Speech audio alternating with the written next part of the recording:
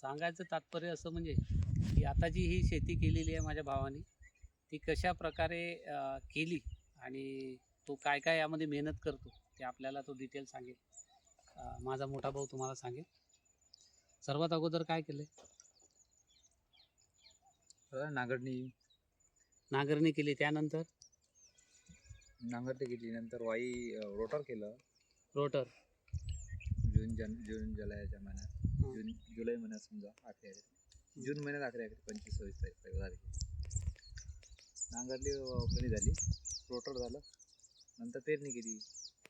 पेरणीमध्ये काय काय पेरलं होतं? सोयाबीन टाकलं होतं याच्यामध्ये. सर्वात अगोदर सोयाबीन. दोन आपल्या ज्या तुरीच्या हे दिसतात वया म्हणतात आमच्या इकडे, त्या दोन वयाच्या टाकतात, आम्ही दोन टाकल्या.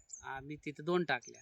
पहिलं मग सोयाबीन पेरलं, याच तुम्हाला जे दिसते यामध्ये सोयाबीन पेरलं. सेकंड इथं एक वय असते, आम्ही 12 तासावर टाकले दोन वया.